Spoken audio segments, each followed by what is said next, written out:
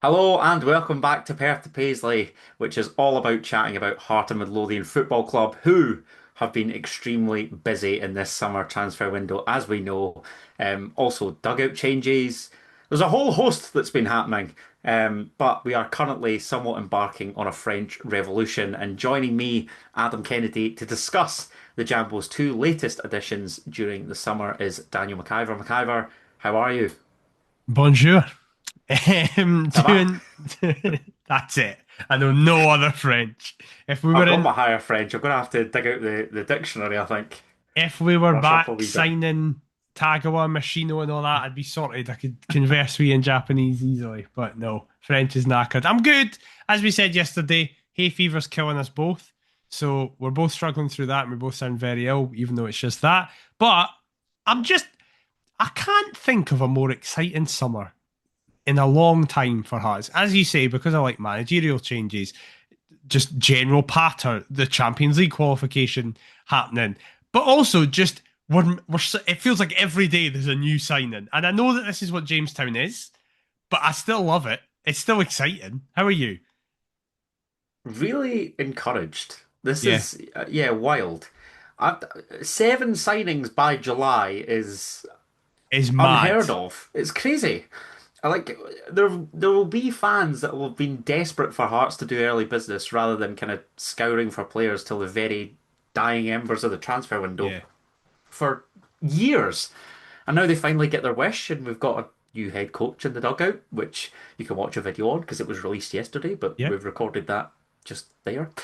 So yeah, this is fun. We don't quite have the luxury, dare I say, of heading to, you know, jobber grounds and competing in the League Cup and wiping part-time teams away and getting prepped for the season like we did last year, but it's a little bit of a trickier start. But yeah, it should be fun. I mean, we're welcoming a side that competed in a European final to Yeah, Tynecastle for a start, so literally. just goes to show the elevation of the football club from even this time last year, doesn't Yeah. Jesus God. Remember this time last year? it? I'd rather not. Yeah, that's fair. But two players have since signed up to Heart and Midlothian's, what would you call it? It's not really I mean, a transformation's kind of clean, I suppose, isn't it? It's not an overhaul. It really is a French Revolution, if I we was going think to say about the it. French Express. Half our summer signings are Francais. I like Um, how we do this, by the way. As I mentioned earlier, we just went through a phase where we just loved Japanese people. We've always kind of Set done up a that with website. Are we going Aussies. to set up a Hearts FR Yeah, account? exactly. Right now, by the way, we don't have a single Australian for the first time in 7 years because Devlin's technically out of contract. No, it'll be longer Wow. than that because Bazanic and Garucho were here. So it'll be way longer than that. It'll be like 7 years? No, did we didn't have an Australian in the championship season, did we? oh, because Garucho and Bazanic left and Devlin was the year I don't think after. I don't think we had an Aussie Oh, in the championship. But even still, that's yeah. Gowser was probably just kicking about. Since coming back up, yeah, I don't think. I Yeah, actually think that is the one season in the last like nearly 10 years we've not had that's an wild. Aussie. There you go. Sorry, Australia. Our new best friends is France. So this is where we are. But yes, rather than Australians, we've got French forwards, French midfielders Yeah. signing up to play their football at Tynecastle. And our sixth signing of the summer is French forward Sabri Guendouz. An exciting direct attacker, 26-year-old Sabri joins the Jambos from Belgian club Beerschot on a 3-year deal for an undisclosed fee. Our last signing from Beerschot worked really well till he It's all decided right, to yeah. crawl along the M8. Subject to international clearance and Scottish FA approval. A product of French outfit Valenciennes youth system, Sabri cut his teeth in the Championnat National 3 before moving to Guingamp in 2020. Gaining professional experience in their B side, he was promoted to the first team and enjoyed a breakthrough campaign in 2024-25, helping them to the promotion playoffs and a Coupe de France quarter-final. Last season, he made the move to Belgium, where he became Beerschot's creative outlet with 10 goal contributions, as well as leading the way in expected assists. XA per 90, most successful dribbles and most penalties won. Beerschot finished third in the league, missing out on promotion after being edged out in their playoff final. Sabri now swaps purple for maroon as he joins up with new teammates for pre-season ahead of the Jambos Champions League second qualifying round, first leg against Sturm Graz on the 21st of July. McIver, we've seen kind of people do as deep a dive as they possibly can. The level is perhaps a concern that he's not really played in a top tier before. But given our kind of track record with wingers even under Jamestown, I mean the same was said of Saba Kajota. Alexandros Kizaridis hadn't exactly played at a great level. How do you think that young Sabri will kick on here? Gwendus is the most interesting one I think we've seen in terms of the data because he feels the most Jamestown, I would say, because I don't even know if this is common knowledge. A big thing that Jamestown focus on is underperformance of XG. And I mean that as a positive thing.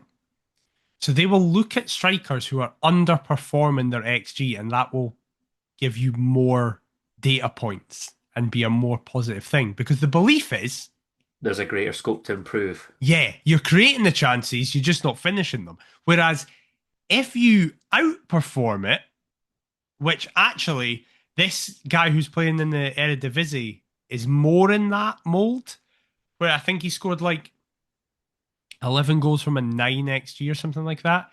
Which is ironically also, we're speaking about former Beerschot players. That's what Shankland was always like. Shankland always massively outperformed his XG. Jamestown looks at players who underperform it. Guendouz very much does that. Guendouz's XG last season in terms of goals, he only scored 3, but he had an XG of 5.2. So that's almost half his XG actually outputted. And he got 3 assists from an XG of 3.94. So in both major aspects that you look at forward players, he underperformed. But that is why Jamestown will look at him as a positive, because he's someone that gets into positions. Produced 4.59 successful attacking actions per 90, made up of around 0.68 shots on target, 0.51 completed crosses, and 3.3 successful dribbles. This sits behind only Kizzy for Hearts wingers. He is comfortably above Spittle, above Chesnikov, above Kuryota, above Mato, obviously. In terms of like ball carrying and ball progression, if he had been here last season, he would have been top out of anybody. If he'd been here in terms of forward actions, 26-year-old produces 3.99 progressive runs, with Kizzy being top, but only with 3.59 across all competitions. So he really feels like someone who Jamestown go, if you look at just his hard data, it doesn't look amazing. But if you look at his underlying data, there's massive scope to improve. He's essentially kind of a late bloomer here, isn't he? Yeah. Because not to say that 26 is particularly old, but ahead of kind of his prime, which should Yeah. be in the next few years. You do kind of get the impression that the club are kind of looking to justify that signing, aren't they? In terms Yeah. of that that quote surrounding his They his, never his, his put Beershot stats stuff. into Yeah, announcements. I don't think I've ever seen Hearts say, and I quote, as well as leading the way in expected assists, XA per 90, most successful dribbles, and most penalties won. You would never in a million years have Aye. previously seen Hearts come out with, that type of stuff surrounding a new arrival. Hearts Daz are in uproar, furious about all this data, whilst they hate me for loving it. Um, so yeah, I mean, is he kind of one that will occupy the left hand side, cutting on his right foot, or will he Apparently be a not, rival for according to Kajota? Heart Standard, he's viewed as a central player, which Oh, when okay. you factor in now, we now know that Rankin plays a 4-3-3 slash 4-2-3-1. He might be that number 10, like a kind of Maybe. cam, if you want Yeah. to use FIFA terms. Um, that'll be interesting because I actually think that gives him a higher chance of success because it means he's not having to rely on beating people a lot, even though, as I say, he's had very high success in I terms was I of was going to ball say that carrying. Yeah, and the most successful dribbles, you'd naturally assume that he's out on the Yeah. flanks, wouldn't He you? can play left, right, and centre, but all of this, as ever, comes from Liam A. Stewart on Twitter. He said Hearts Standard report that the player is viewed more as a central option, which does make sense because this is the important thing that I think every single Hearts fan will say. The big criticism of the last, I'm not even exaggerating, 20 years since Paul Hartley is that we've not had a midfielder that carries the ball from centrally. Doom did it, but folk didn't like him inexplicably, and then he got chucked out to the right. But typically, we've not had creative players in the middle of the park. It has been wide players doing stuff. This could finally be someone who can actually drive forward with the ball in the middle of the park. If he's in the Paul Hartley stroke Arnold Doom mold, then that has me incredibly excited. I don't think I've ever heard those two compared, but I do Yeah, know what you're alluding to. Because I love both of them. Paul Hartley's yeah, probably my favourite Hearts player of all time. So yeah, he sounds like he could be one that's right up my street. yeah, It's just the fact that he doesn't arrive with kind of all that fanfare, yeah. isn't it? But then I've also previously said that the ones that don't arrive with all the kind of hoo-ha and the fireworks and what have you tend to be the ones that do well. So maybe he's one that I'll just keep a wee Exactly. a wee watchful eye on the do's, as I'm going to call him. Oh God. What a boy! Oh no, it's ruined before he's even went on the pitch. You're telling me you Oh can't see Hearts God. fans going do's? I honestly think we should rip the signing up for that alone. Can we move on to the next guy, please? Yes, we can.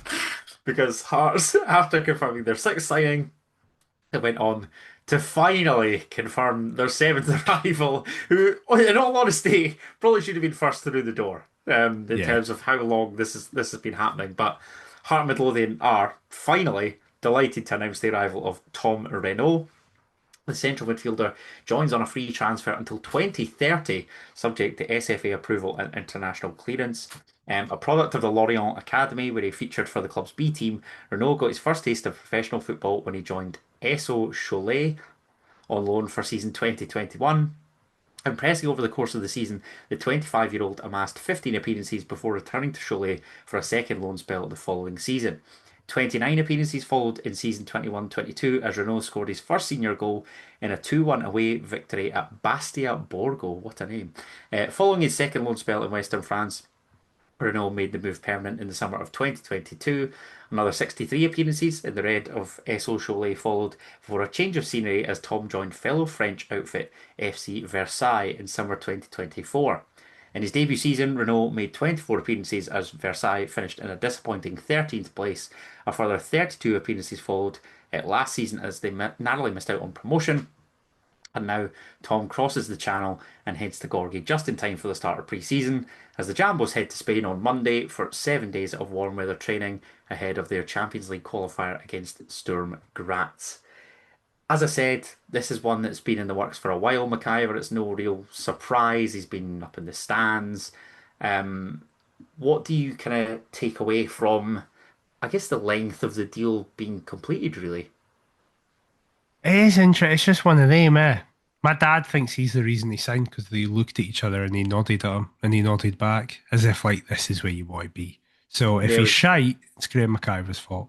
I was going to say there was me thinking that my, love of Sabri Guendouz, and he hasn't even kicked the ball, would be the worst thing that's said on this podcast. Your dad believes that he is the reason that Yes. he's signed. Okay. Yeah. Um, it's as much of a shambles as that sounds.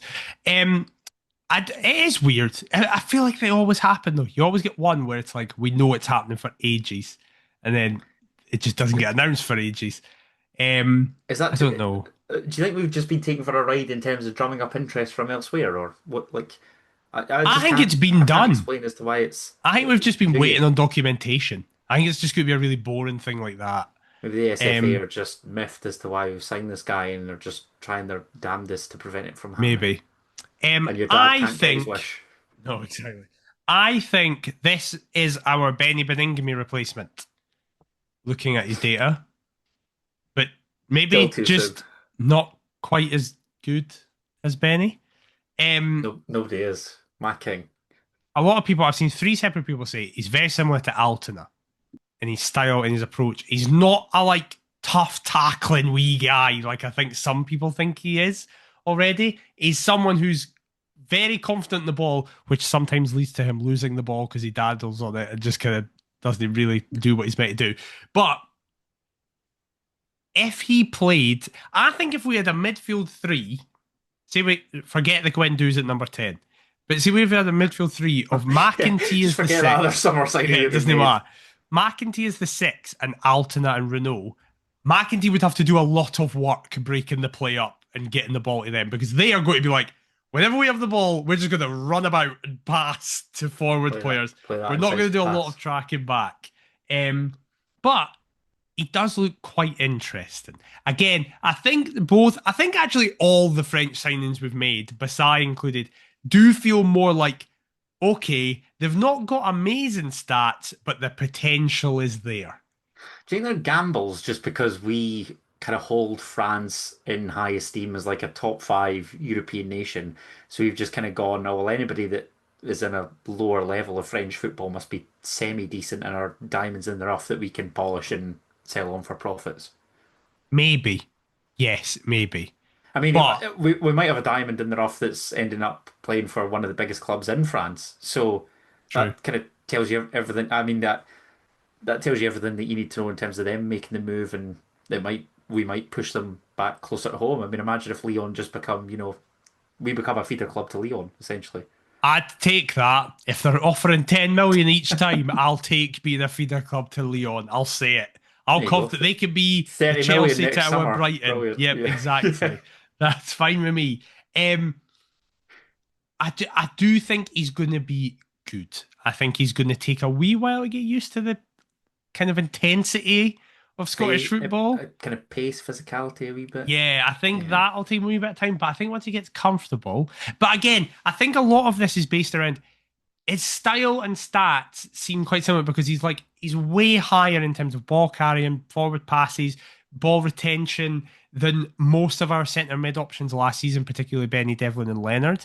So basically, it's just it's wanting to get creativity for the middle of the park, like Guendouzi. It's not having to just rely on fast wide guys and just playing industry in the middle of the park like we have done for the last 7 years.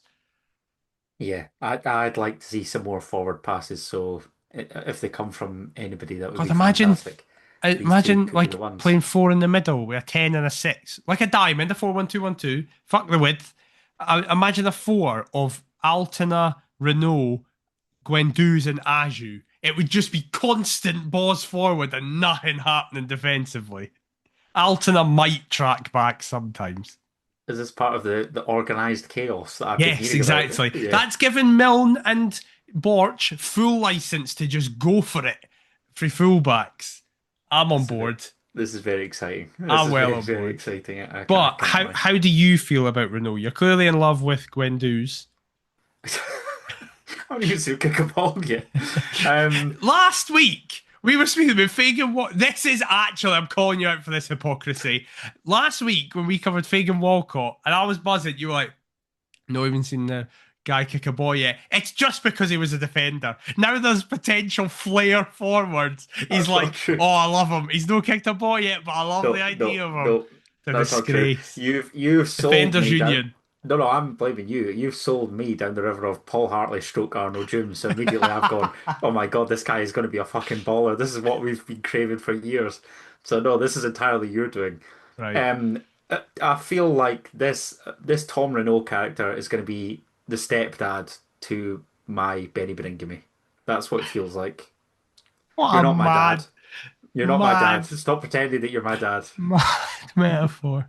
Also, this Tom It's Renault very. character sounds like someone from Tintin. And in fairness, we've got a Belgian manager now, so we might be bringing it in. Maybe that's what we're going for this summer. Oh my God. Franken Um, kind of looks like an older Tintin because he's kind of gingery. Right, get a chant about Tintin. Let's go. Come on. Does Tintin ever fight alligators? Let's go. We can do Other than this. Steve Irwin, it's Steve Tintin. Yeah, there we go. We're sorry. How has this happened when we're speaking about Renault and Oh, Guendouzi? I, I think this could be, yeah. a kind of missing piece of the puzzle. I mean, the middle of the park's obviously an area that's had a lot. That's probably had the biggest overhaul, hasn't it? Yeah. Because Mark Leonard's obviously gone back to Birmingham. Cammy Devlin, at time recording, hasn't re-signed with the Yeah. club. Callum Newhoff's away back to Australia. Remember him? Um, Benny's away. Benny's away. Magnuson and McAtee, we don't know the extent of their injuries, Yeah. but it looks as though they're going to be out for ages. Same with Ajew, really. Like the middle Altena of the kind of park, plays in four different positions. it's a complete mess. So it's nice that we've got someone that can fill in there. That's all I'm saying. Whether he can kind of solidify that berth and make it his own remains to be seen. But yeah, that was an area that needed reinforcements. So it's quite annoying and frustrating, really, that it's taken as long as it has. But you reckon that it might just be down to the fact that he's signed already and that we're just kind of Boring awaiting legal that clearance. documentation. Yeah, all the boring stuff. Maybe it's just us failing to translate, Versailles emails and all that. I don't Would know be what very us. that. Would be very, very We us. set up a Japanese website, as you said, for several players years ago, but we haven't got anybody that speaks fucking French, and they're about an Nice. hour's flight. Exactly. Well, let There you us go. know your thoughts on the French Revolution that is happening down in Gorgie. And let us know what you thought of the video. Please, if you did enjoy it, please leave a like, comment, and subscribe. We are Perth to Paisley on all the socials. PerthToPaisley@gmail.com if you want to fire us over an email. Adam, where can they get you on all the socials?